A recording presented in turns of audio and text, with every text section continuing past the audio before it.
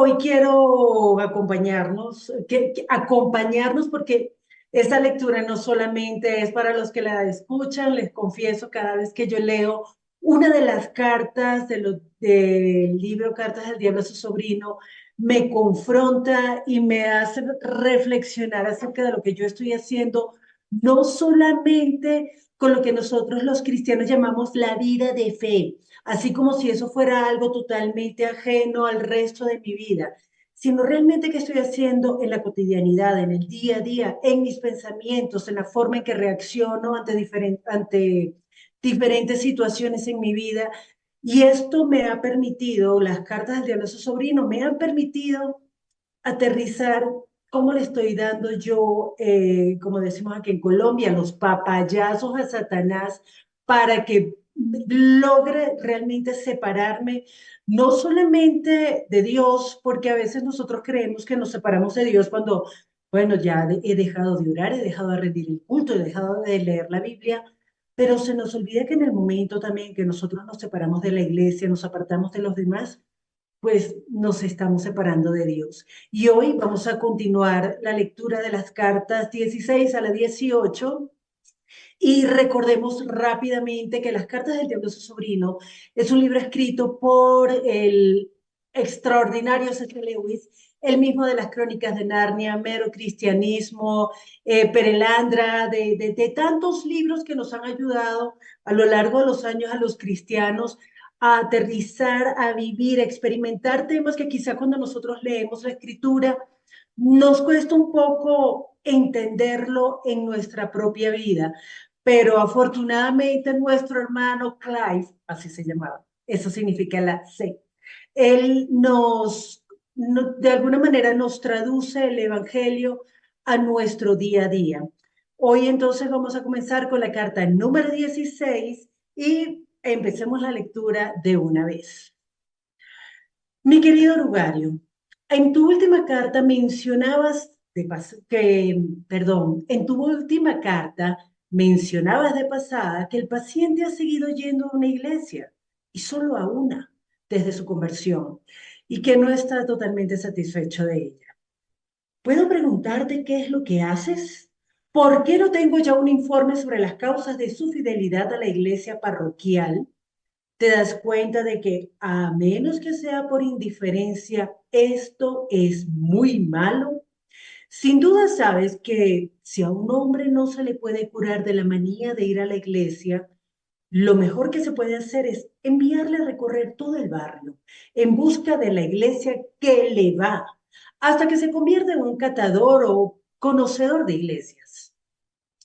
Las razones de esto son obvias.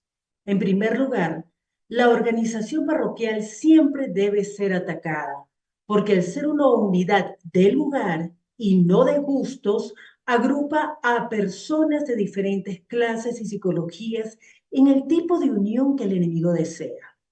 El principio de la congregación, en cambio, hace de cada iglesia una especie de club. Y finalmente, si todo va bien, un grupúsculo o facción.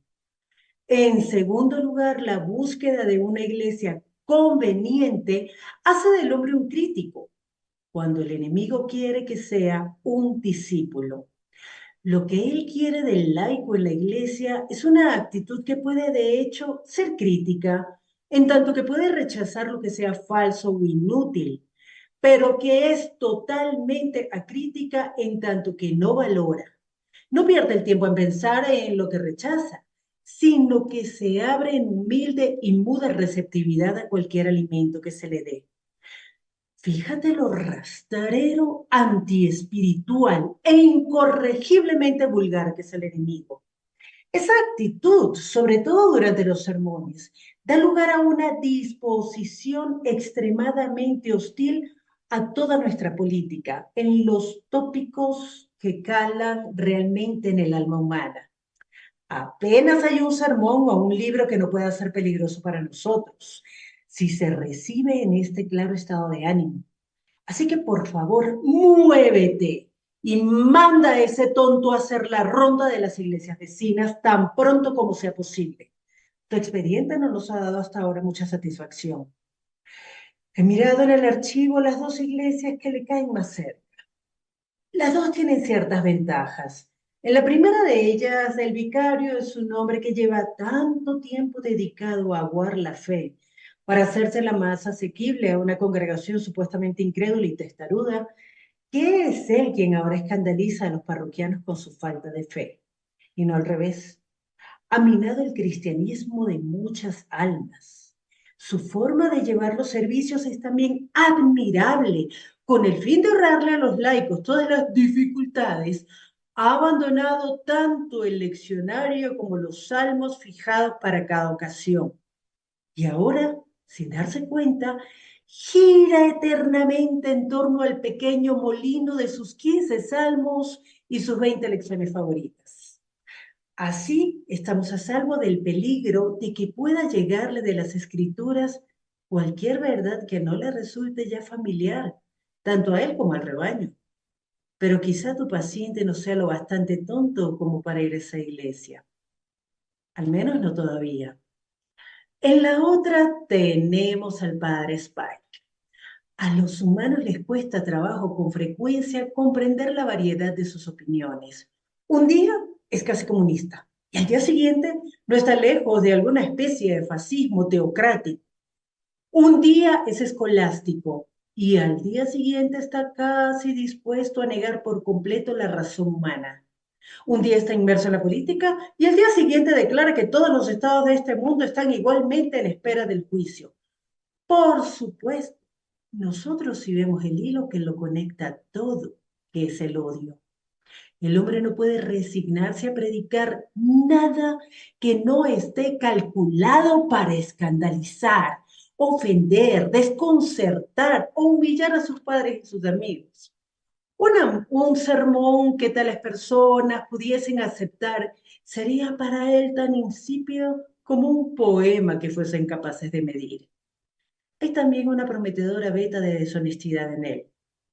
Le estamos enseñando a decir el magisterio de la iglesia, cuando en realidad quiere decir, estoy casi seguro de que hace poco leí en un libro de Maritain o alguien parecido. Pero debo advertirte que tiene un defecto fatal. Cree de verdad, y esto puede echarlo todo a perder. Pero estas dos iglesias tienen en común un buen punto. Ambas son iglesias de partido. Creo que ya te he advertido antes que si no se puede mantener a tu paciente apartado de la iglesia, al menos debiera estar violentamente implicado en algún partido dentro de ella. No me refiero a verdades, a verdaderas cuestiones doctrinales. Con respecto a estas, mientras más tibio sea, mejor. Y no son las doctrinas en lo que nos basamos principalmente para producir divisiones. Lo realmente divertido es hacer que se odien aquellos que dicen misa y los que dicen Santa Comunión, cuando ninguno de los dos bandos podría decir qué diferencia hay entre las doctrinas de Hooker y las de Tomás de Aquino. Por ejemplo, de ninguna forma que no hiciese agua a los 5 minutos. Todo lo realmente indiferente, cirios, vestimenta, qué sé yo, es una excelente base para nuestras actividades. Hemos hecho que los hombres olviden por completo lo que aquel individuo apestoso, Pablo, solía enseñar acerca de las comidas y otras cosas sin importancia. Es decir, que el humano sin escrúpulos debería ceder siempre ante el humano escrupuloso. Uno creería que no podrían dejar de percatarse de su aplicación a estas cuestiones. Uno esperaría ver al bajo eclesiástico arrodillándose y santiguándose, no fuese que la conciencia débil de su hermano alto se viese empujada a la irreverencia. Y al alto, absteniéndose de tales ejercicios, no fuese a empujar a la idolatría a su hermano bajo. Y así habría sido, de no ser por nuestra incesante labor. Sin ella, la variedad de los usos dentro de la Iglesia de Inglaterra podría haberse convertido en un semillero de caridad y de humildad. Tu cariñoso tío, Scrutopo. Muy bien, vamos a hacer una pequeña reflexión acerca de esta carta y aquí tengo que confesarles que esta carta a mí, en este momento particular de mi vida, me afecta muchísimo, me confronta muchísimo, porque yo estoy en esta situación donde no me siento feliz donde estoy, me estoy pensando, voy a tener que buscar una nueva iglesia donde congregarme. Y cuando yo leo esto que le está diciendo Escrutopo a Orugario, pienso en todo el proceso que tuvo que haber vivido C.S. Lewis para darse cuenta de esta realidad, porque literalmente no encuentro ninguna palabra en la Biblia donde diga usted debe quedarse donde comenzó o debe quedarse en la iglesia, no debe estar paseando de una iglesia a otra, porque creo que eso no existía en la época. De hecho, los judíos no tenían la costumbre, "Ah, no, esta sinagoga no me encanta, entonces voy a ir a la sinagoga de 3 calles más allá". En realidad la gente iba a donde le tocaba y eso pasa en la mayoría, creo yo, de las corrientes cristianas, pero creo que nosotros, yo no sé si llamarnos evangélicos o qué, los protestantes, los whatever, los que no son ni católicos, ni testigos de Jehová, ni mormones, creo que caemos mucho en esta idea de estar buscando una iglesia que se adapte a mi comodidad, a mi necesidad, a mi gusto. Y esto a mí me confronta muchísimo porque a Scrutopo le preocupa desconocer la razón por la cual este hombre sigue en esa iglesia del barrio, en esa, lo que llaman ellos la iglesia parroquial. Y yo creo que aunque muchos de nosotros tal vez no nos congregamos al lado de nuestra casa, en la primera iglesia cristiana que se nos atravesó. Pues la realidad es que creo que muchos llegamos a un lugar, nos sentimos cómodos allí, nos gustó y nos quedamos. Personalmente yo me quedé porque la congregación a la cual asisto, pues allí, con todos los defectos que pueda tener, pues se predica la palabra. Sin embargo, hay otros elementos que últimamente a mí me están haciendo más ruido, me están pesando más que lo que me parece positivo. Y esto me confronta muchísimo porque yo no me quedé en esa iglesia por indiferencia. Yo me quedé en esa iglesia por una razón real y ahora la idea de recorrer la ciudad buscando una iglesia que me va, una iglesia donde el ruido, donde el número de gente, porque bueno, tengo ciertos problemas, entonces buscar algo que se adapte a mí, gracias a esta carta de Escrutopo Orugario, me hace confrontarme qué tanto, cuánto tiempo voy a invertir yo en eso, cuánto tiempo de verdad y cuánta energía y cuán catadora de iglesias me voy a volver, solamente porque me molesta físicamente, ya me molesta el volumen de la alabanza, me molesta la cantidad de gente, el no tener un asiento donde sentarme fijo, no tener un espacio, entonces ya todas esas cosas me van cargando, pero aquí revela algo esta carta. Dice lo que el enemigo, para ellos el enemigo es Dios. Esto está narrado desde la óptica, desde la boca de un demonio, y para él su enemigo es Dios. Entonces dice que la organización parroquial, o sea, la iglesita donde nosotros vamos, siempre debe ser atacada, porque al ser una unidad de lugar y no de gustos, agrupa a personas de diferentes clases y psicologías en el tipo de unión que el enemigo desea. Perdón. Esto deriva en que la búsqueda de una iglesia conveniente hace del hombre un crítico, cuando el enemigo quiere que sea un discípulo.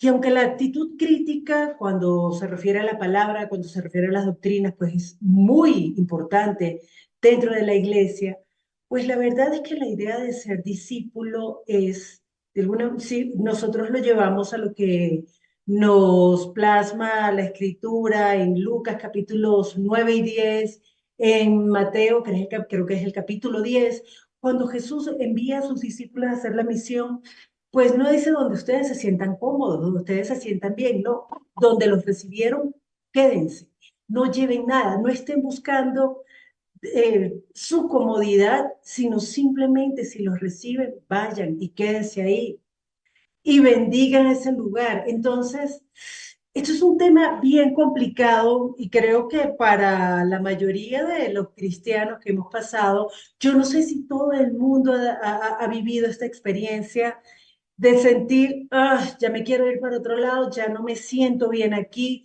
algo está pasando y creo que esa es una buena oportunidad para que nosotros revisemos las verdaderas razones por las cuales podemos estar queriendo desarraigarnos del lugar donde estamos. Hay algo que me gusta mucho en esta carta y es la descripción que Escrutopo hace de las dos iglesias que tiene el paciente cerca. Una de ellas es muy light. Una de ellas, desgraciadamente, el obispo pues ha tomado la decisión de aguar tanto la palabra para hacérsela digerible a la gente que no sale del círculo de las cosas que para él son cómodas. Y yo pienso que esto debe ser una oportunidad de reflexionar nosotros, los que hemos tenido la oportunidad de predicar la palabra, pues nos estamos quedando cómodos.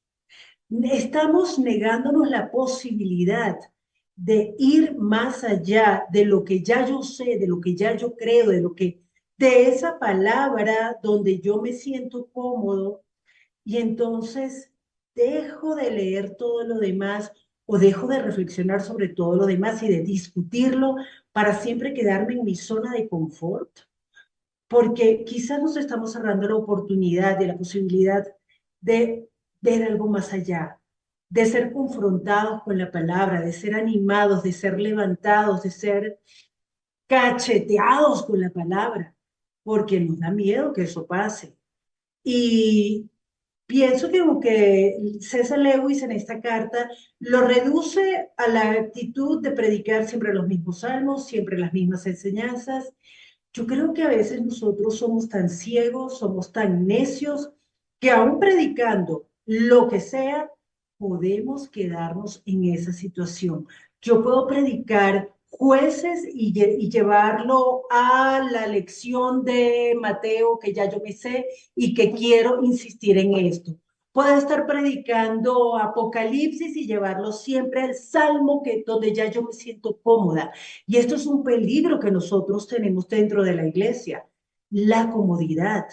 Entonces, ese tipo, no solamente de congregaciones, sino también de nosotros como grupo en Buscando a Jesucristo, esto no es una iglesia como la conocemos nosotros, donde hacemos un culto, donde hacemos todo lo normal. Esto es una reunión virtual donde cada mañana nos reunimos a meditar sobre la palabra, pero incluso así podemos volvernos cómodos y quedarnos en lo que ya sabemos, en lo que ya se nos facilita. Y eso es un peligro que tiene la iglesia hoy y cada uno de nosotros como individuos, cada una de las congregaciones y la iglesia mundial corre ese riesgo. Y por otra parte, me encanta porque está el Padre Spike. Les confieso que cuando yo leí las características del padre Spike, pues me recordaba a un personaje que conozco, que aprecio mucho y le tengo mucho respeto, pero es tal cual como describe César Lewis al padre Spike. Si esto no hubiese sido escrito en 1941, diría, está hablando de este fulano. Pero la realidad es que, así como el padre Spike, también nosotros podemos caer en esa tentación, sobre todo en este momento en que la polémica es lo que más atrae. La polémica es lo que atrae los likes, lo que atrae los comentarios, lo que te hace visible a las personas, a las congregaciones, a los grupos religiosos en las redes sociales y podemos caer en esa tentación. A la gente ahora les encanta no solamente tener seguidores, sino tener haters.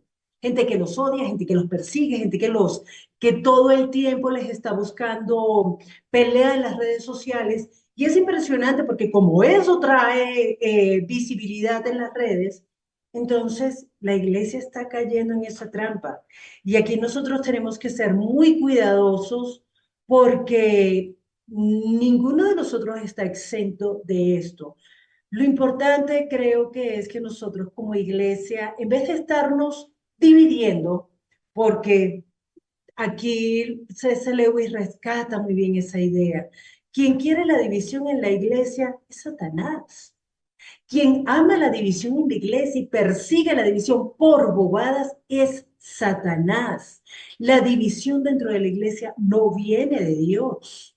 Lo que Dios quiere es que nosotros nos unamos, que nosotros, como muy bien lo cita Scrutopo en la carta, pues como dijo Pablo, si usted deja de hacer las cosas que molestan al otro, ya, punto.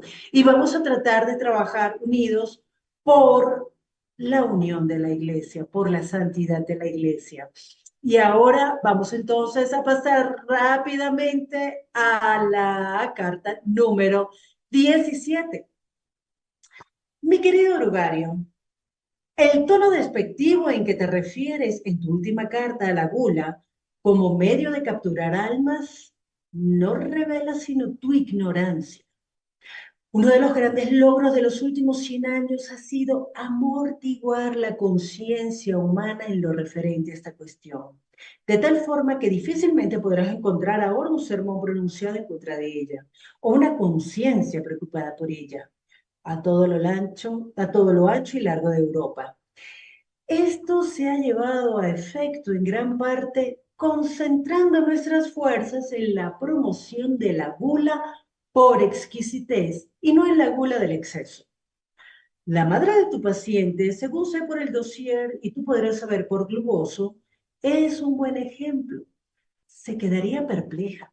Y un día espero que se quedará perpleja si supiese que toda su vida ha estado esclavizada por este tipo de sexualidad, que le resulta perfectamente imperceptible por el hecho de que las cantidades en cuestión son pequeñas. Pero ¿qué importan las cantidades? Con tal de que podamos servirnos el estómago y del paladar humano para provocar quejumbrosidad, impaciencia, dureza y egocentrismo. Plugoso tiene bien atrapada a esta anciana. Esta señora es una verdadera pesadilla para las anfitrionas y los criados. Siempre está rechazando lo que le han ofrecido, diciendo con un suspiro y una sonrisa coqueta, "Ah, por favor, todo lo que quiere es una tacita de té, flojo pero no demasiado, y un pedacito chiquitín de pan tostado verdaderamente crujiente. ¿Te das cuenta? Puesto que lo que quieres es más pequeño y menos caro que lo que le han puesto delante, nunca reconoce como gula su afán de conseguir lo que quiere, por molesto que pueda resultarle a los demás. Al tiempo que satisface su apetito, cree que está practicando la templanza. En un restaurante lleno de gente, da un gritito ante el plato que una camarera agobiada de trabajo le acaba de servir y dice, oh, eso es mucho, demasiado, lléveselo y tráigame algo así como la cuarta parte. Si se le pidiese una explicación, diría que lo hace para no desperdiciar. En realidad lo hace porque el tipo particular de exquisitez a la que la hemos esclavizado no soporta la visión de más comida que la que en ese momento le apetece.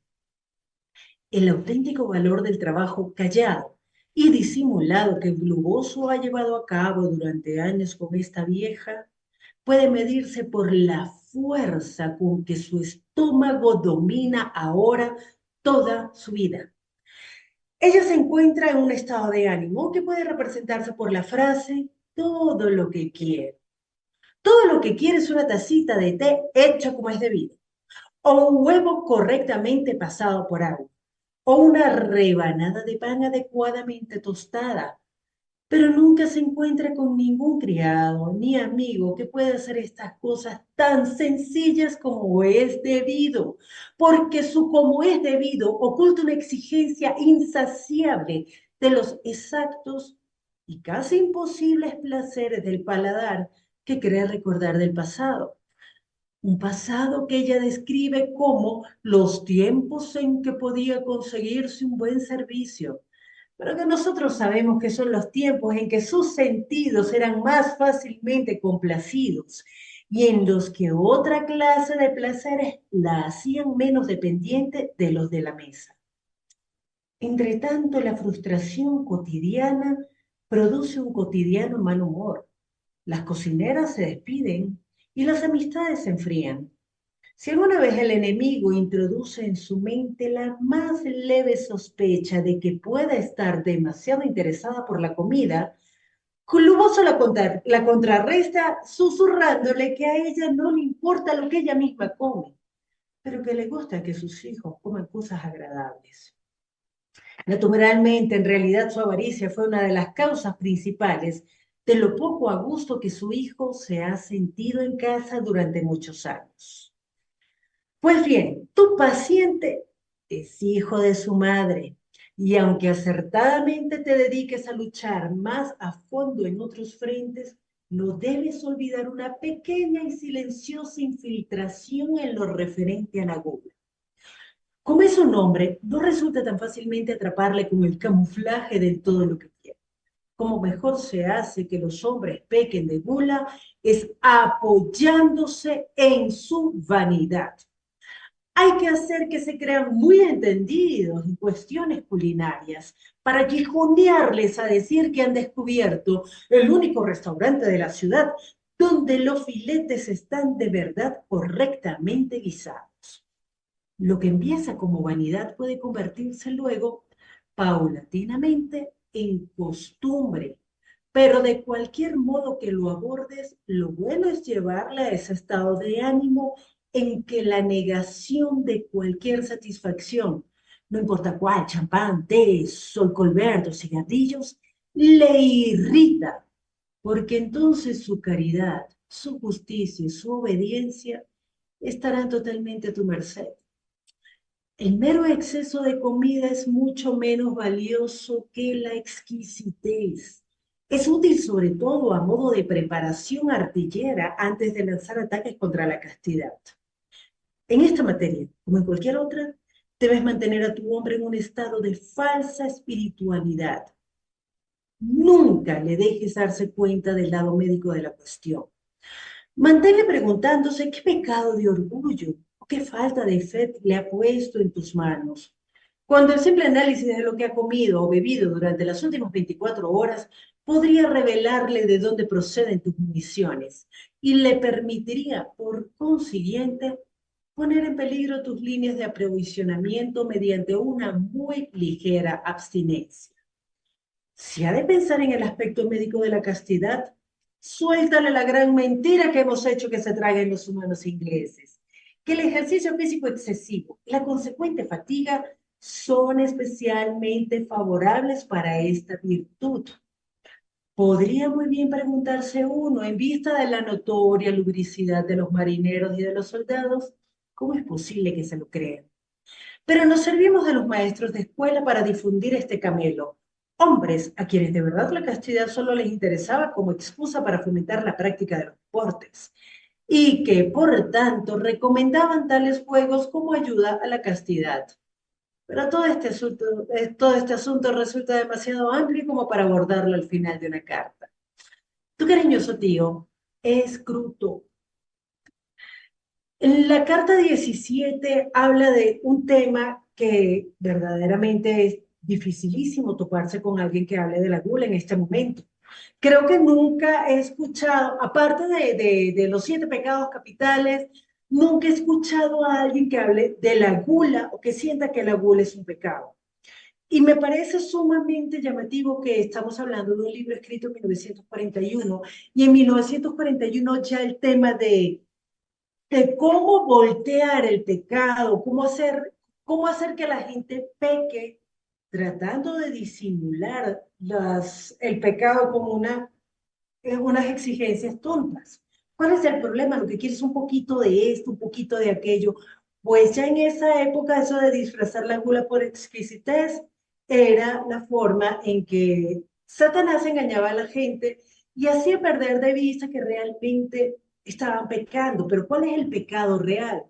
El pecado real no es lo que comemos, sino poner tanta atención en el estómago.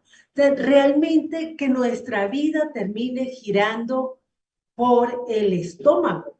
Y uno se pone a ver, bueno, y hoy día, ¿cómo estamos cayendo en esto? Y yo creo que nunca hemos estado nunca hemos tenido tanta información acerca de los peligros, de lo que comemos, de lo que no comemos.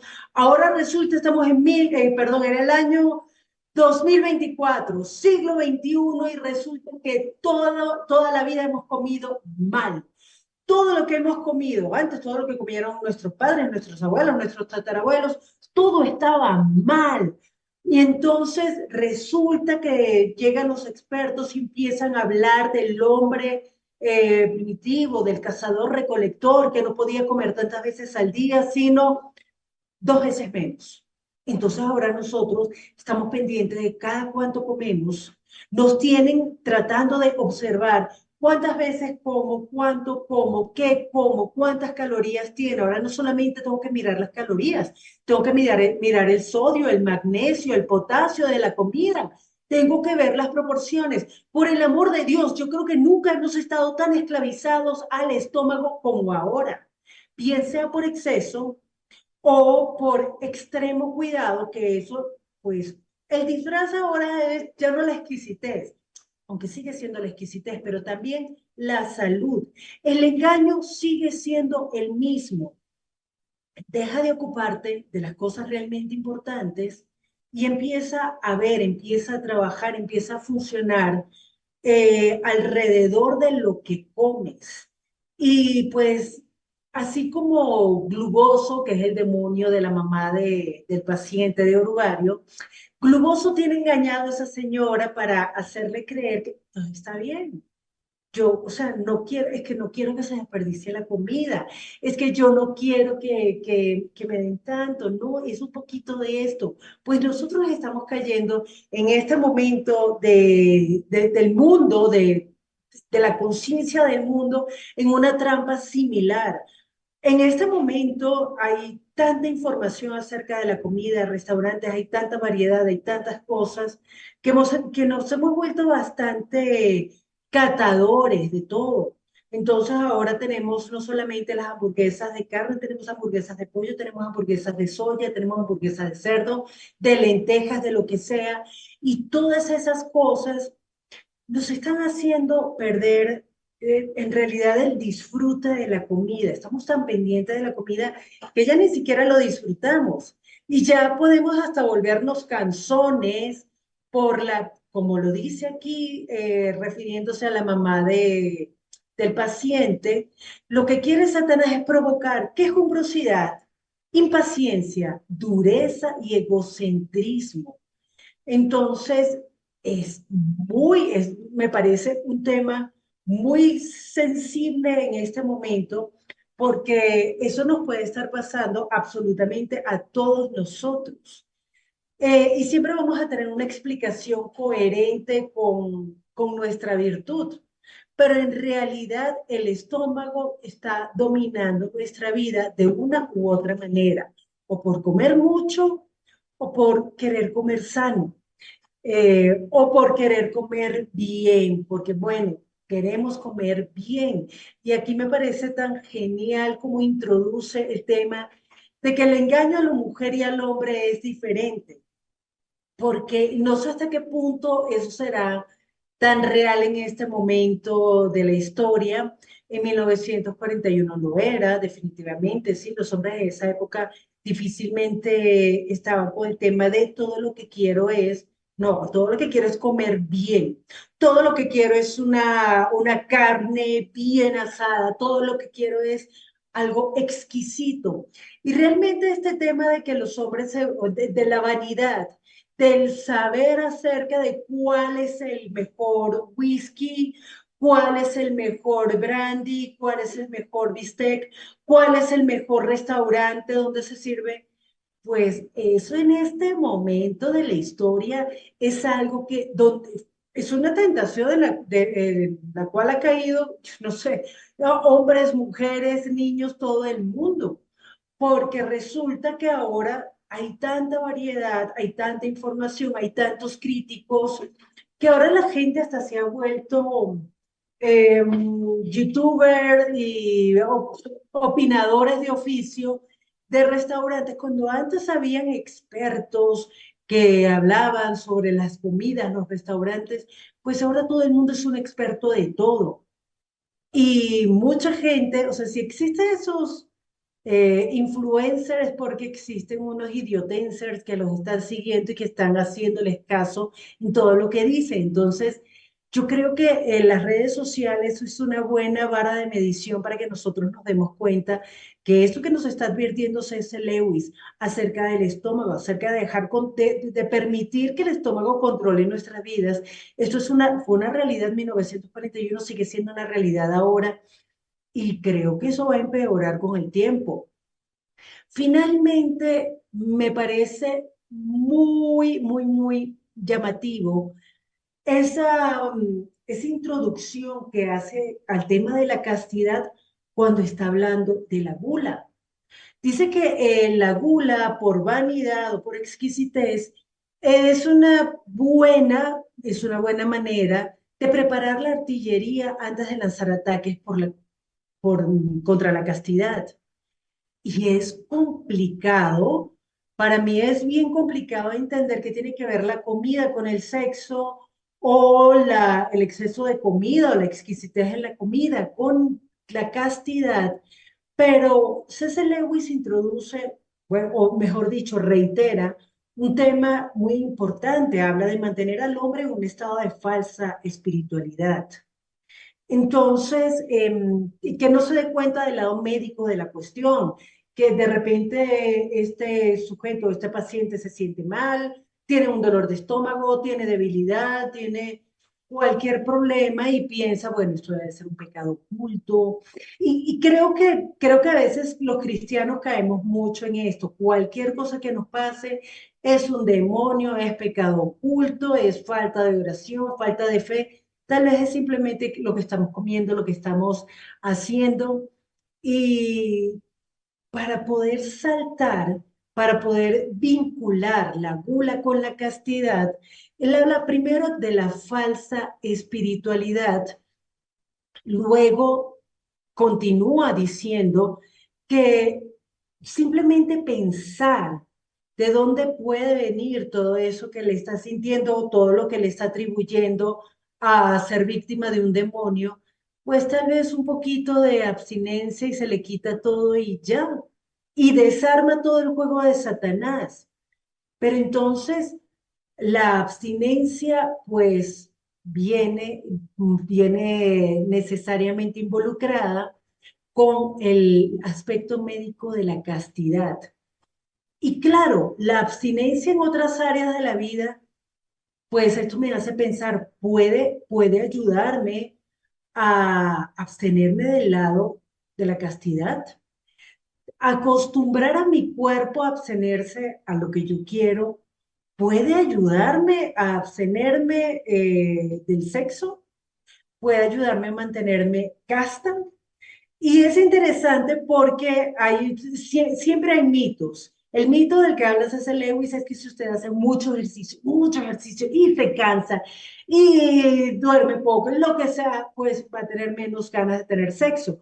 Y por supuesto eso es mentira y saca a colación el tema de, a ver, los marineros y los soldados son la gente más promiscua del mundo y entonces ahí los tiene, ellos tienen un trabajo bien pesado, duermen poco y sin embargo siempre tienen energía para el sexo. Entonces estas mentiras que abordan la castidad como tema secundario, pues creo que nosotros sí que sería interesante ver cuáles son los paradigmas hoy o esos mitos urbanos que se van gestando sobre la castidad. Pero para entrarle de una vez al tema del sexo, vamos a leer la carta 18, además para terminar nuestra lectura del día de hoy, y le sigue escribiendo Scrutopo a Urugario. Mi querido Urugario, hasta con Babalapo tienes que haber aprendido en la escuela la técnica rutinaria de la tentación sexual, ya que para nosotros los espíritus todo este asunto es considerablemente tedioso, aunque necesario como parte de nuestro entrenamiento, lo pasaré de largo. Pero en las cuestiones más amplias implicadas en este asunto, creo que tienes mucho que aprender. Lo que el enemigo exige de los humanos adopta la forma de un dilema, o completa abstinencia, o monogamia sin paliativos. Desde la primera gran victoria a nuestro Padre, les hemos hecho muy difícil la primera. Y llevamos unos cuantos siglos cerrando la segunda como vía de escape. Esto lo hemos conseguido por medio de los poetas y los novelistas, convenciendo a los humanos de que una curiosa y generalmente efímera experiencia que ellos llaman estar enamorados es la única base respetable para el matrimonio, de que el matrimonio puede y debe hacer permanente este entusiasmo y de que un matrimonio que no lo consigue deja de ser vinculante. Esta idea es una parodia de una idea procedente del enemigo. Toda la filosofía del infierno descansa en la admisión del axioma de que una cosa no es otra cosa, y en especial de que un ser no es otro ser. Mi bien es mi bien y tu bien es el tuyo. Lo que gana uno, el otro lo pierde. Hasta un objeto inanimado es lo que es, excluyendo a todos los demás objetos del espacio que ocupa. Si se expande, lo hace apartando a otros objetos o absorbiéndolos. Un ser hace lo mismo. Con los animales, la función adopta la forma de comer. Para nosotros, representa la succión de la voluntad y la libertad de un ser más débil por uno más fuerte. Ser significa ser compitiendo. La filosofía del enemigo no es más ni menos que un continuo intento de eludir esta verdad evidente. Su meta es una contradicción. Las cosas han de ser muchas, pero también de algún modo solo una. A esta imposibilidad él le llama amor. Y esta misma monótona panacea puede detectarse bajo todo lo que él hace e incluso todo lo que él es o pretende ser. De este modo, él no está satisfecho, ni siquiera él mismo, con ser una mera unidad aritmética. Pretende ser tres al mismo tiempo que uno, con el fin de que esta tontería del amor pueda encontrar un punto de apoyo en su propia naturaleza. Al otro extremo de la escala, él introduce en la mente ese indecente invento que es el organismo en el que las partes se ven pervertidas de su natural deseo, de su natural destino, la competencia, y se ven obligadas a cooperar. Su auténtica motivación para elegir el sexo como método de reproducción de los humanos está clarísima en vista del uso que ha hecho de él. El sexo podría haber sido, desde nuestro punto de vista, completamente inocente. Podría haber sido meramente una forma más en la que un ser más fuerte se alimentaba de otro más débil, como sucede de hecho entre las arañas, que culminan sus nupcias con la novia comiéndose al novio. Pero en los humanos, el enemigo ha asociado gratuitamente el afecto con el deseo sexual. También ha hecho que su descendencia sea dependiente de los padres y ha impulsado a los padres a mantenerla, dando lugar así a la familia, que es como el organismo, solo que peor, porque sus miembros están más separados, pero también unidos de una forma más consciente y responsable. Todo ello resulta ser, de hecho, un artilugio más para meter el amor. Ahora viene lo bueno del asunto. El enemigo describió a la pareja casada como una sola carne. No dijo una pareja felizmente casada, ni una pareja que se casó porque estaba enamorada. Pero se puede conseguir que los humanos no tengan eso en cuenta. También se les puede hacer olvidar que el hombre al que llaman Pablo no lo limitó a las parejas casadas. Para él, la mera copulación da lugar a una sola carne. De esta forma se puede conseguir que los humanos acepten como elogios retóricos el enamoramiento, lo que eran de hecho simples descripciones del verdadero significado de las relaciones sexuales. Lo cierto es que siempre que un hombre yace con una mujer, le guste o no, se establece entre ellos una relación trascendente que debe ser eternamente disfrutada o eternamente soportada.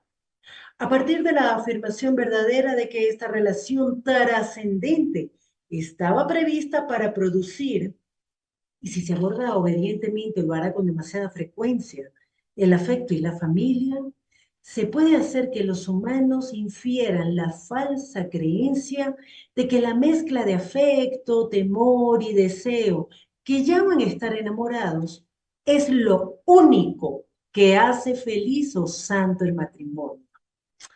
El error es fácil de provocar, porque enamorarse es algo que con mucha frecuencia en Europa Occidental precede matrimonios contraídos en obediencia a los propósitos del enemigo. Esto es con la intención de la fidelidad, la fertilidad y la buena voluntad, al igual que la emoción religiosa, muy a menudo, pero no siempre, acompaña la conversión.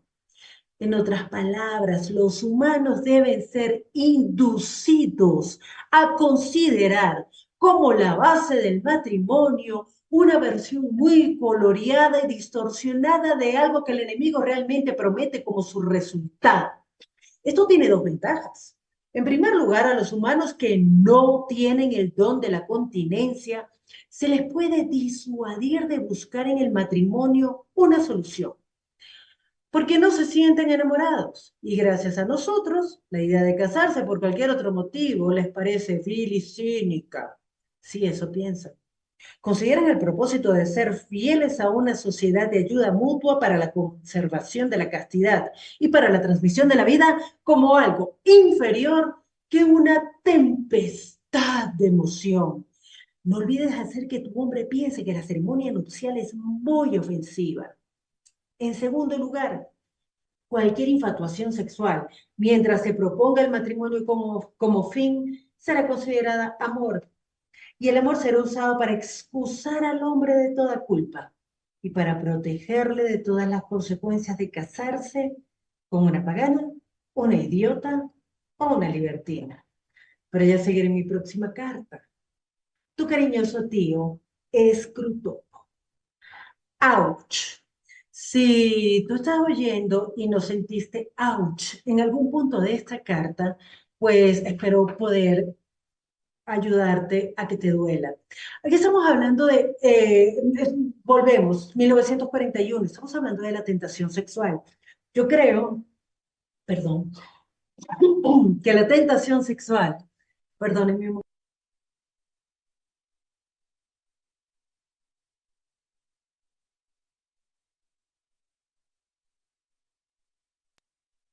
Espero que editen esta parte del video. Ok, yo creo que la tentación sexual es algo que a lo largo de la historia de la humanidad ha ido increciendo, porque antes parecía algo muy natural, las culturas primitivas, las culturas indígenas, no tienen toda esa mentira, todo ese engaño, toda esa bobada del enamoramiento porque el matrimonio, el sexo, tiene una función y esa función pues es producir vida, esa función es tener familia y pues tiene, eh, como lo describe aquí, es bonito, la gente realmente logra hacer una y definitivamente la tentación siempre viene precedida por un impedimento. Hay algo que está impidiendo que la gente tenga relaciones sexuales como debe ser. Y vamos a ver qué va contándonos Escrutopo del asunto. Para Dios, dice que el enemigo exige de los humanos un dilema, o completa abstinencia o monogamia sin paliativos. Entonces, personalmente, para mí este tema es genial, porque para mí la completa abstinencia es algo absurdo. ¿Por qué habría un ser humano si el sexo es tan rico, si el sexo alimentó a Dios, si Dios quiere que nosotros tengamos placer? ¿Por qué la abstinencia sexual?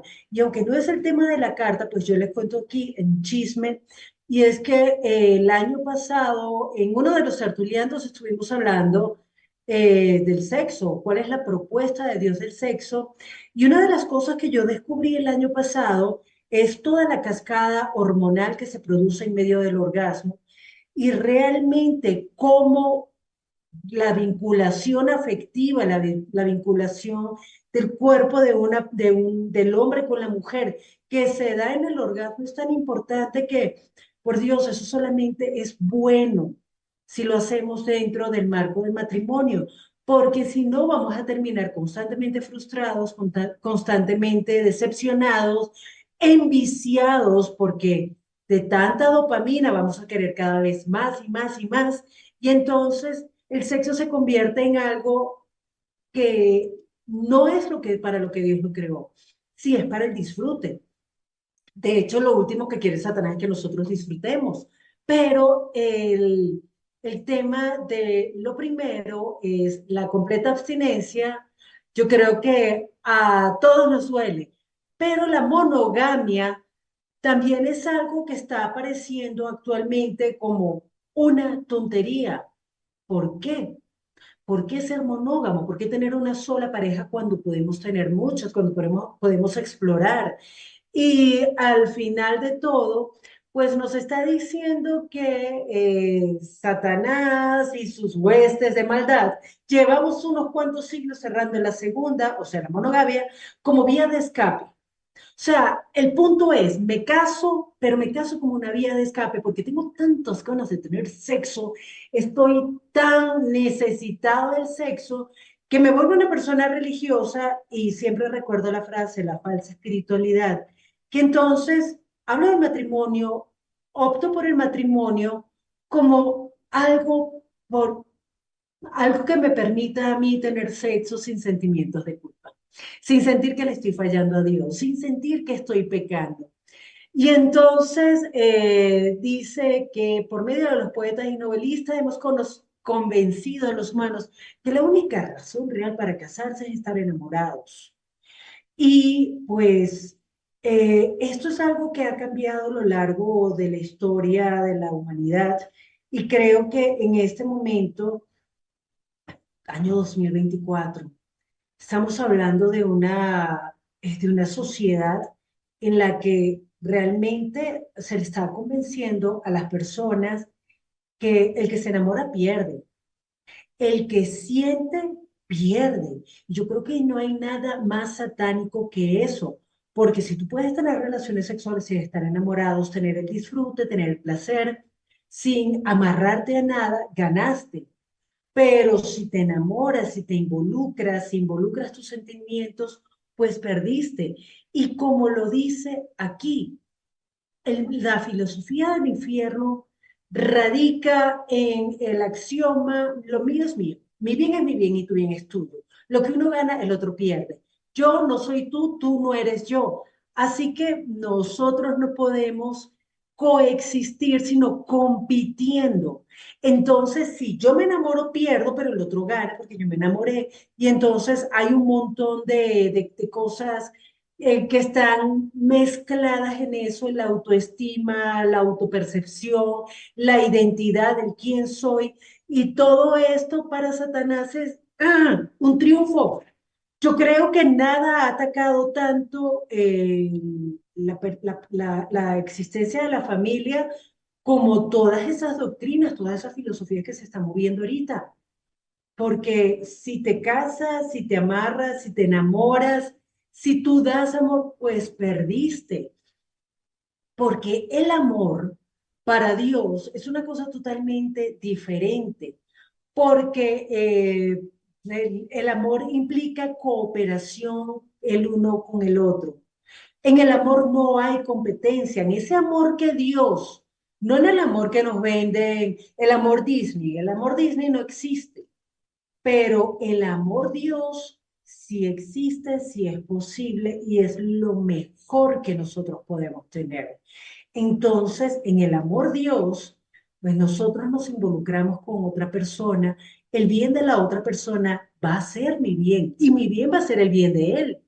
Y entonces podemos cooperar, podemos ayudarnos, podemos amarnos y pues el sexo va a ser algo totalmente distinto porque ya no va a ser, como lo dice aquí Scrutoko, ha podido ser algo tan sencillo, un ser fuerte apoderándose del débil, succionándolo, quitándole su voluntad y su libertad. Pero eso no es la idea de sexo de Dios. Dice que el enemigo ha asociado gratuitamente el afecto con el deseo sexual. Y precisamente esa es una de las cosas más lindas de la idea de Dios acerca del sexo, pues es afecto, es amor, me importa la otra persona. El bien de la otra persona, el bienestar de la otra persona no es indiferente para mí. Lo amo, pero también siento placer con él. Y el tema, aquí introduce C.S. Lewis un tema muy importante. ¿Qué se deriva de ese amor, de ese afecto con placer, del sexo con afecto, del sexo con amor? Pues la familia, ese organismo que está siendo tan atacado hoy día por Satanás, por las doctrinas, por toda la corriente que está corriendo en el mundo, corriente que está corriendo. En fin, ustedes me entendieron, perdón. Pero todo eso nos está llevando a una idea donde, ¿para qué la familia? La familia de hoy puede ser dos personas de cualquier sexo y no, ni siquiera tienen que ser dos, pueden ser muchas. Podemos tener muchas parejas con un perro, con un gato, con una mascota que sencillamente satisfaga nuestros deseos. Aquí sí hay una idea de competencia, aquí sí hay una idea de mi bien es mío y no tengo por qué compartirlo con otro. Mientras que en la idea de familia, tal cual como Dios la ha establecido, pues hijos, padres, nietos, todos estamos vinculados y somos conscientes y responsables los unos de los otros. Y para Satanás eso es tenaz porque es un artilugio más del enemigo, o sea, de Dios, para meter el amor. Pero cuando nosotros estamos hablando del enamoramiento, cuando nosotros estamos hablando de la idea satánica de las relaciones sexuales, y específicamente hablemos del matrimonio, porque el matrimonio entonces, ese matrimonio que nosotros pensamos que nos ha vendido la sociedad, y yo particularmente lo he comprado, pues yo sí creo que cuando me case me tengo que casar enamorada, pero yo estoy dispuesta a casarme no enamorada. Y esta es la parte compleja, porque si yo estoy pensando en que el enamoramiento, que yo acepto que me voy a casar y voy a hacer todo eso porque simplemente en el fondo lo que quiero es tener relaciones sexuales y me engaño a mí misma y me vendo la idea, yo estoy enamorada, yo lo amo solamente porque quiero tener sexo, entonces tengo sexo y el sexo nula tanto el entendimiento, se los digo, por favor, no se vayan a creer que a ustedes no les va a pasar. Claro que el sexo nubla el entendimiento, nubla la capacidad de pensar y de ver al otro tal cual es, porque la chorrera de hormonas que está corriendo por el cuerpo no es algo que nos permita pensar de una manera racional y mucho menos de una manera espiritual. Entonces, si nosotros estamos pensando que esa es la única razón para casarse, pues los matrimonios, por un lado, me encanta porque esto ha sido beneficioso para Satanás en dos vías diferentes. Para los cínicos, y me incluyo, para los cínicos es algo que si yo no me he enamorado, pues yo no me voy a casar. Yo no voy a ser tan cínica, que eso es el colmo, ¿no? El cínico diciendo no voy a ser tan cínica de casarme sin estar enamorado. ¿Para qué? Para tener una familia, para complacer a la sociedad, para reproducir, para perpetuar la especie. Pues no, eso es el colmo, atarse a una persona para eso. Eso es realmente lamentable, porque hemos reducido el matrimonio a una transacción otra vez donde uno gana y el otro pierde. Porque si yo me amarro al otro de quien no estoy enamorada, que no tengo esa chorrera de hormonas recorriéndome el cuerpo y soy demasiado racional, entonces si soy demasiado racional mirando nuestra relación pues ya no es enamoramiento. Y yo me pregunto a mí misma, ¿tú te casarías sin estar enamorada? Y creo que no. Y es complicado porque enamorarse es algo que es muy común. Pero la realidad es que ese enamoramiento es algo que no dura para toda la vida. Entonces, como es algo que no va a durar para toda la vida, tal vez yo lo rechace y prefiera estar con unas relaciones no vinculantes.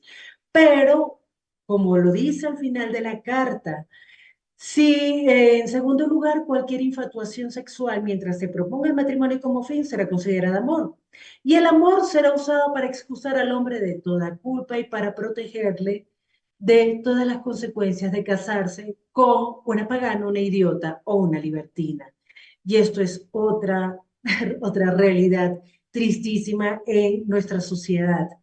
Me caso con quien sea, pero me caso porque lo amo.